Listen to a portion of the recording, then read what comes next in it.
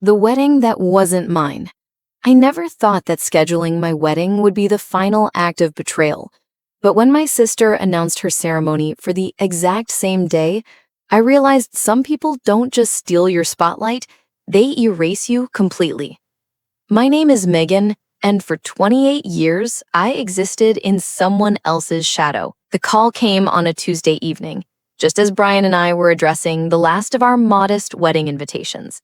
50 people, a small garden venue, nothing extravagant, nothing that would draw too much attention. That's how I'd learned to live, quietly, without making waves, without asking for too much space in a world that had already decided I didn't deserve any. Megan? My mother's voice crackled through the phone. That particular tone she used when she was about to deliver news she knew I wouldn't like but expected me to accept anyway. We need to talk about your wedding date. I felt Brian's hand rest gently on my shoulder. He'd learned to recognize that voice too. What about it, Mom? Well, Angela has been planning her wedding and… She paused, and I could practically see her smoothing down her dress, that nervous habit she had when she was about to prioritize my sister over me. Again. She's chosen June 14th, the same day as yours. The pen in my hand stopped moving. June 14th, 3 months away. The date we'd chosen because it was the anniversary of the day Brian and I met, the date we'd announced to the family 6 months ago, the date that was already printed on the invitations scattered across our kitchen table. Mom, you know that's my wedding day. I know, sweetie, but you have to understand, Angela's wedding is going to be much bigger. She's inviting over 200 people. The venue alone cost more than… She caught herself, but the damage was done. More than your entire wedding is what she'd almost said. What I mean is, it would be easier if you could just move yours. Maybe a week earlier or later. I'm sure your venue would understand. We've already paid deposits, sent invitations. Megan! That single word carried the weight of 28 years of disappointment. Why do you always have to make things so difficult?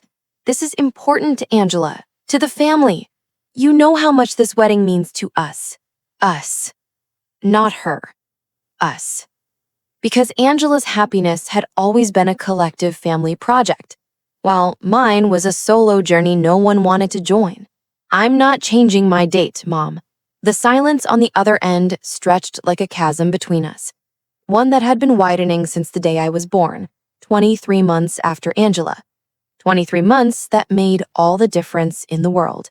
Then I guess we'll have to choose, she said finally, her voice cold. And Megan, you know which wedding we're going to attend. She hung up before I could respond. Brian pulled me into his arms as the phone clattered onto the table. We don't need them there, he whispered into my hair. We have each other. We have my family. We have people who actually love you. But even as I nodded against his chest, I felt that familiar ache, the one that had lived in my ribcage since childhood, the one that asked the same question over and over. What's wrong with me? Why am I not enough? Angela was born beautiful. I don't mean this as an exaggeration or a self-pitying observation. I mean it as a simple fact, the way you'd say the sky is blue or water is wet. She emerged into the world with golden hair that caught the light, eyes the color of summer skies, and delicate features that made strangers stop my mother on the street to comment on her daughter's beauty. I came next, 23 months later, with mousy brown hair, unremarkable hazel eyes, and features that were simply fine. Not ugly, not beautiful, just there. Average in a family that had already decided average wasn't good enough. I have exactly 3 photographs from my childhood displayed in my parents' house. Angela has 47. I counted once during a particularly painful Christmas dinner while everyone cooed over Angela's latest modeling headshots. The pattern established itself early. When Angela wanted ballet lessons, the whole family rearranged their schedule to accommodate her practices and recitals. When I asked to join the school science club, my mother said, "Do you really think that's a good use of your time? Wouldn't you rather spend it helping with Angela's costume designs?" When Angela struggled with math, they hired an expensive tutor and praised every B plus like it was a Fields Medal. When I brought home straight A's, my father would glance at my report card and say, "That's nice, Megan," before turning back to discuss Angela's latest audition. I learned to be quiet, to not ask for much, to celebrate my achievements privately because no one else would celebrate them with me. But there was one thing I was good at, one thing that no one could take away from me. I could learn. I could study. I could understand complex concepts and solve problems that made others stumble. School became my refuge. Knowledge, my rebellion. Mrs. Patterson, my high school English teacher, was the first person to tell me I was brilliant. I was 16, and I'd written an essay analyzing the use of unreliable narrators in modern literature. She had kept me after class, looked at me with these fierce brown eyes, and said, "Megan, you have a gift. Don't let anyone convince you otherwise." I cried in the bathroom for 20 minutes afterwards. It was the first time anyone had seen me, really seen me, in my entire life. When I was 17, I got accepted to 3 universities, full scholarships. My guidance counselor called it a remarkable achievement. Mrs. Patterson cried tears of joy in her classroom. I brought the acceptance letters home like a child presenting a crown drawing to their parents, desperate for approval, for recognition, for something. My father was reading the newspaper. My mother was on the phone with Angela, who was away at a modeling convention in Miami. I waited until Dad finished the sports section. I waited until Mom hung up. I waited like I always waited. I got into college, I said, my voice small in the vast kitchen. 3 of them, with full scholarships. My mother looked up from her planner, where she was scheduling Angela's photo shoots. "That's nice, dear, but you know we can't afford for you to go. Angela's career is just taking off and we need to support her through this crucial time." "It's a full scholarship, Mom. It wouldn't cost you anything." My father finally lowered his newspaper. "Megan, be realistic. You're not university material. You'll end up married with kids anyway. Most girls do. Why waste 4 years when you could be working and contributing to the household? Angela needs, I heard myself say, the words erupting before I could stop them. What about what I need?" The silence that followed was suffocating. "What you need," my mother said slowly, "is to stop being selfish. This family has invested everything in Angela's future. She's going to be famous. She's going to make something of herself, and we all need to make sacrifices to ensure that happens. I'm not a sacrifice. I'm your daughter." But my father had already returned to his newspaper, and my mother was dialing Angela again to tell her about some audition opportunity. I took the acceptance letters to Mrs. Patterson the next day. "They won't let me go," I told her, unable to meet her eyes. She was quiet for a long moment. Then she said, "What if I could help you find a job? Something that would let you be independent. You're 18 in 2 months, legally an adult." That's how I ended up working as a junior administrative assistant at Patterson and Associates, the law firm owned by Mrs. Patterson's brother. It wasn't university, but it was something. It was mine. I moved into a studio apartment 3 weeks after my 18th birthday. My parents didn't try to stop me. I don't think they even noticed I was gone until Angela asked where I was at Thanksgiving, and they realized I wasn't coming. I met Brian at a coffee shop on a rainy October morning 4 years ago. I'd just been promoted to senior paralegal, a position I'd earned through night classes and relentless hard work. He was a junior architect at his father's firm, sketching building designs on napkins while waiting for his coffee. We reached for the same table at the same time, both of us drenched from the downpour outside. We laughed. We shared the table. We talked for 3 hours and forgot to go to work. He called me brilliant on our second date. He called me beautiful on our third. By the 6th, I believed him. Brian's parents, Margaret and Robert, welcomed me like I was already their daughter. Margaret cried when I told her about my childhood during a wine-soaked dinner confession. Robert offered to pay for me to finish my degree. I declined. I'd learned to earn my own way. But the offer itself was a gift. Someone thought I was worth investing in. When Brian proposed on the anniversary of that rainy October morning, his mother hugged me and whispered, "You're the daughter I always prayed for." I cried for an hour in Brian's arms that night. Good tears, for once. We'd made the mistake of inviting my family to meet Brian's parents 3 months before the wedding. I thought maybe, just maybe, they'd be proud. I'd built a career, found love, created a life. But from the moment they arrived at the restaurant, I knew it was a mistake. Angela showed up 45 minutes late in a designer dress that probably cost more than my monthly rent. Her latest boyfriend, some hedge fund manager named Darren, trailing behind her like an accessory. My parents fawned over them, apologizing to everyone for the delay, as if Angela's tardiness was somehow charming, rather than rude. Margaret and Robert had dressed nicely but conservatively. My father took one look at Robert's off-the-rack suit and barely concealed his sneer. My mother spent the entire appetizer course talking about Angela's modeling career and how she'd just booked a campaign with a major skincare brand. "And what do you do, Megan?" Darren asked, his tone making it clear he'd already decided the answer wouldn't impress him. "I'm a senior paralegal at Patterson and Associates," I said. "I specialize in corporate law." He laughed. Actually laughed. "Oh, so you're a secretary. She's a paralegal," Brian said, his voice tight. "It's a professional position that requires extensive legal knowledge and—" Right, Darren interrupted, waving his hand dismissively. "But you didn't go to law school, did you? Couldn't afford it?" He looked at my parents. Must be hard having one daughter who's successful and one who's, well, doing her best. My mother didn't defend me. Neither did my father. Angela just smiled and sipped her wine.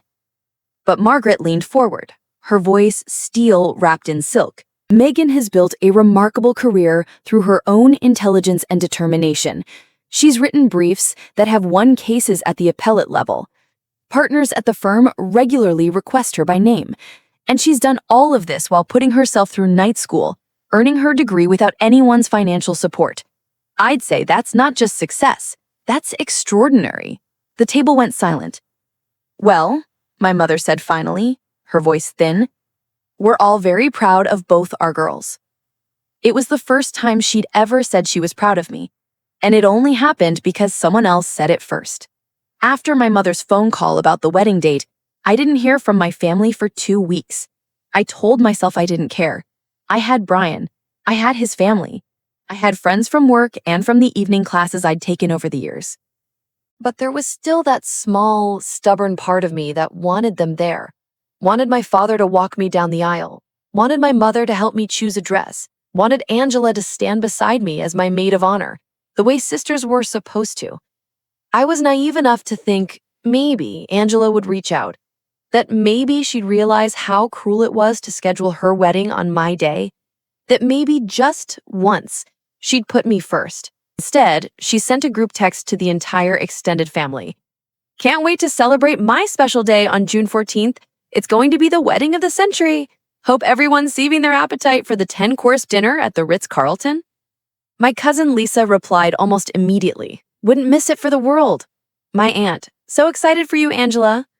One by one, everyone responded. Everyone except me. I stared at my phone, at that casual, my special day, as if June 14th hadn't been mine first, as if I hadn't existed at all. Brian found me on the bathroom floor an hour later, still holding my phone, not crying. I'd run out of tears for my family years ago, just staring at the screen. "We're going to have the best wedding," he said, sitting beside me on the cold tile. 50 people who actually love you, who chose to be there, who see you. Isn't that better than 200 people who only showed up for the free food and the social media photos? "I know," I said. "I know it is. You wanted them to choose you. Just once." I nodded. "Their loss," he said, kissing my temple. "Their enormous, stupid, short-sighted loss." The next few weeks were surreal. I threw myself into work, into wedding planning, into anything that would keep my mind occupied. Margaret insisted on taking me dress shopping, and we found a simple, elegant gown that made me feel beautiful. Robert arranged for the ceremony to be held in the garden of his estate. He and Margaret had a sprawling property on the edge of the city, with rose gardens and a small pond that reflected the sky like a mirror. My coworkers threw me a bridal shower. 20 women from the office, plus Margaret and Brian's sister Caroline, crammed into a private room at a local restaurant and celebrated me for 3 hours. They gave me thoughtful gifts and shared stories about how I'd helped them with various cases. One paralegal, Emma, gave a toast that made me cry. "I was drowning in work my first month here," she said, her voice thick with emotion. "I didn't know what I was doing, and I was terrified I'd get fired. Megan stayed late with me every night for 2 weeks, teaching me the systems, proofreading my work, making sure I understood not just what to do, but why we do it. She never made me feel stupid. She never acted like I was a burden. She just saw me struggling and decided to help. That's who she is. And Brian, you're the luckiest man alive." I thought about Angela's bachelorette party, which, according to her Instagram stories, involved a private yacht and bottles of champagne that cost more than my monthly rent. 20 beautiful women in matching silk robes, all there to celebrate someone who had never once stayed late to help a coworker, who had never once chosen kindness over convenience. And I realized something. I didn't want to be at that party. I wanted to be exactly where I was, surrounded by people who valued substance over spectacle, who saw worth in wisdom rather than just beauty. 2 weeks before the wedding, Angela called me. Not a text, an actual phone call. "Megan?" Her voice was sugary sweet, the tone she used when she wanted something. "I was thinking about the wedding situation, and I have a proposition." "I'm not changing my date, Angela." I know, but listen, what if we combined them? Think about it. A double wedding. It would be so unique and special, and we could share the costs and— "You mean I could pay for half of your Ritz-Carlton wedding?" She laughed, as if I'd made a joke. "Well, we'd obviously use my venue and my vendors. They're already booked and paid for. You'd just need to, show up. It would be so much easier for everyone. Everyone except me." God, Megan, why do you always have to be so dramatic? I'm trying to include you. I'm trying to make this work for both of us. You scheduled your wedding on my date deliberately, Angela. You knew exactly what you were doing. The venue only had this date available. Her voice rose, defensive. What was I supposed to do? Wait a whole year? Darren wants to get married soon. His company is going public, and the optics of being a married man are better for— She stopped abruptly. "For business," I finished. "You're getting married for his career optics." "I'm getting married because I love him." "Sure you are." "You know what? Fine. Enjoy your pathetic little garden wedding with your 50 guests. I hope you're happy with your consolation prize life." The morning of June 14th dawned clear and bright, the kind of perfect weather that makes you believe in cosmic justice. I woke up in Margaret's guest room. She'd insisted I stay there the night before so we could get ready together, to the smell of coffee and Margaret's homemade cinnamon rolls. "Today's your day," she said, appearing in the doorway with a tray. "And I want you to know something, Megan. I've watched you over these past few years, and I've never met anyone with more grace, more intelligence, more genuine goodness. You are extraordinary, and anyone who can't see that is simply blind." I hugged her so hard I almost spilt the coffee. Caroline arrived an hour later with the hairstylist and makeup artist. As they worked their magic, transforming my unremarkable features into something that made me gasp when I looked in the mirror, Caroline told me about the RSVPs. "All 50 guests confirmed," she said. "But here's the interesting part. About 20 of them are people who were initially invited to both weddings, and every single one of them chose yours." I looked at her in surprise. "What?" "Apparently word got around about what Angela did. Your cousin Lisa called Mom last week and said she couldn't, in good conscience, attend a wedding built on deliberately hurting someone else. She's bringing her husband and her 3 kids. Your dad's sister, Aunt Helen, she sent a scathing text to your parents about enabling Angela's narcissism for 28 years and said she'd be honored to attend your ceremony. Even some of Angela's modeling friends said they're coming to yours instead.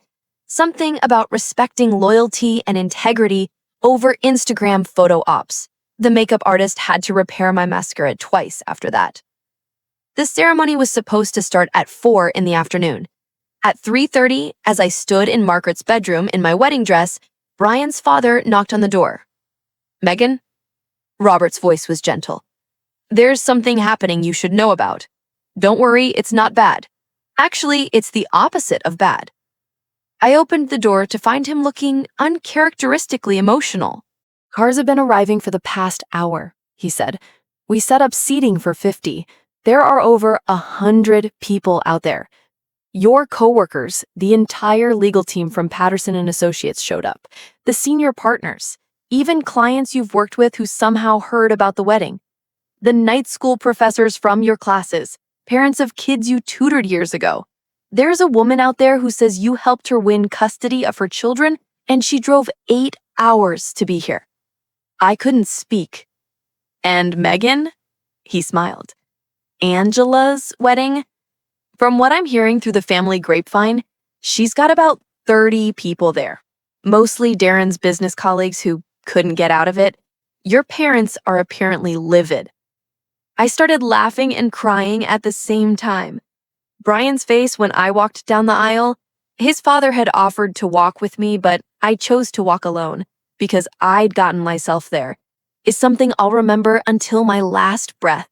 He was crying, unashamed, joyful tears streaming down his face as he watched me approach. The ceremony itself was simple. We'd written our own vows. Brian promised to always see me, to never let me disappear, to choose me every single day. I promised to let myself be loved, to believe I was worthy of his devotion, to build a life together based on mutual respect rather than childhood patterns. When the officiant said, "You may kiss your bride," the crowd erupted in cheers so loud I'm sure they heard it at the Ritz-Carlton across town. The reception was magical. Fairy lights strung through the trees, a string quartet playing under the stars, toasts from friends and colleagues that made me laugh and cry. Robert's toast, where he officially welcomed me as his daughter, left half the guests in tears. Emma from work gave a particularly memorable speech. "I've been to a lot of weddings, open bar, 10-course dinners, ice sculptures, the works, but I've never been to a wedding where the bride was so genuinely loved by so many people from so many different parts of her life. That's not something money can buy. That's something you earn by being a good person, day after day, year after year. Megan earned every single person in this garden." Around 8 o'clock, as the sun was setting and painting the sky in shades of pink and gold, my phone buzzed. A text from a number I didn't recognize. "This is Lisa. You need to know what's happening at Angela's wedding. Check the family group chat." I'd muted that chat months ago, but curiosity got the better of me. I opened it to find a stream of messages from the past hour. My mother, increasingly frantic. "Where is everyone? The ceremony was supposed to start 30 minutes ago." "Angela, this is humiliating. How could you people do this to me?" My father. "Anyone who went to Megan's wedding instead is officially cut off from this family." Lisa's response made me laugh out loud. "Promise?" But the real bombshell came from Darren's business partner, apparently accidentally replying to the group instead of a private message. "Darren, I told you not to go through with this marriage for publicity. The board found out you're only doing this for the IPO optics. They're not impressed. Also, Robert Thornton is my golf partner. Do you have any idea what firm his son works for? The same firm that was going to handle your company's IPO. He called me this afternoon and said he'd recommend against the partnership after meeting you and witnessing your treatment of his daughter-in-law. The deal is off." I showed Brian, who read it twice before looking at me with wide eyes. Your sister's fiancé just lost his company's IPO deal because he was rude to you at dinner?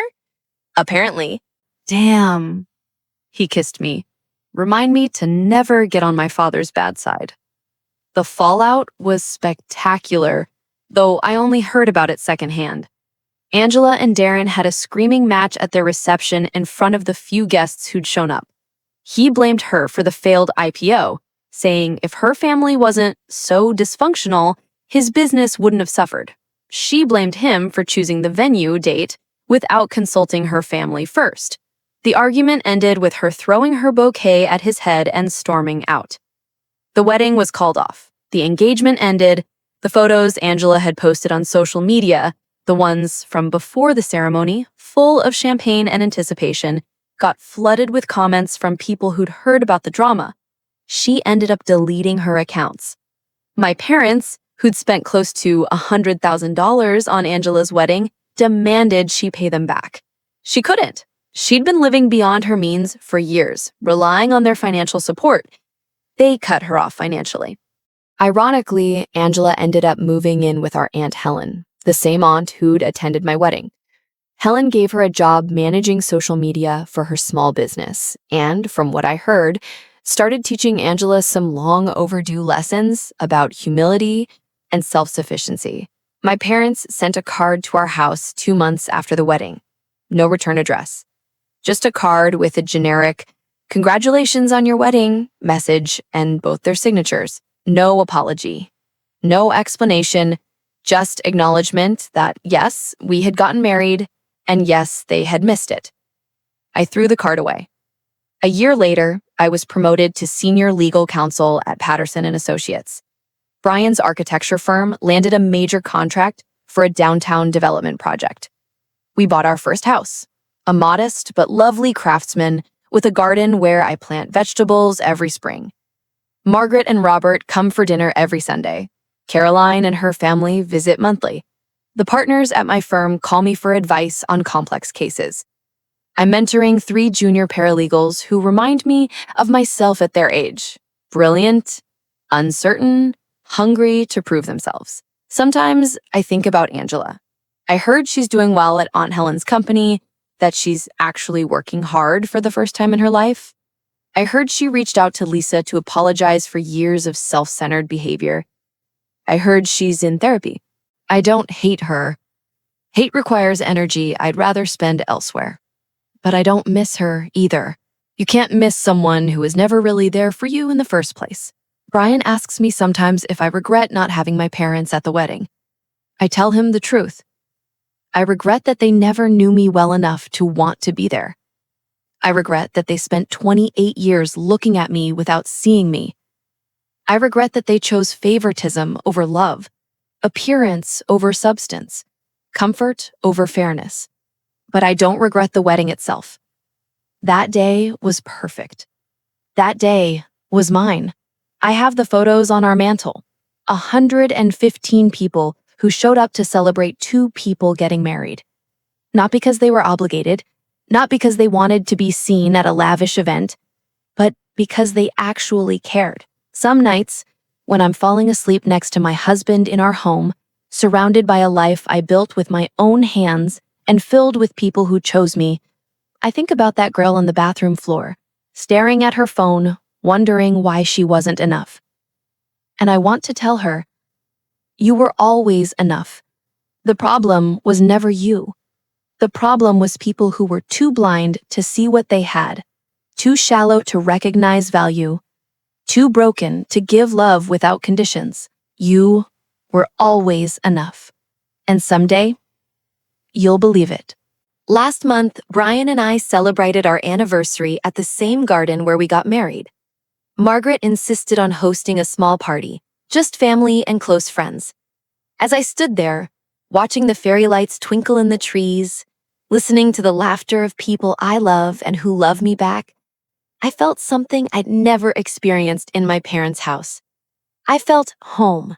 Not the building, not the location, but the feeling of being surrounded by people who see you, value you, choose you. That's what I learned from my wedding day. That's what I learned from everything that came before and after it. Love isn't supposed to be earned. It's not a prize awarded to the most beautiful, the most successful, the most convenient. Love is supposed to be given freely to people who matter, simply because they exist, simply because they're yours. My parents never learned that lesson. Maybe they never will, but I did. And that's why, when people ask me if I'm bothered that my family wasn't at my wedding, I can honestly say no, because the family I needed was there, every single one of them. And that made all the difference.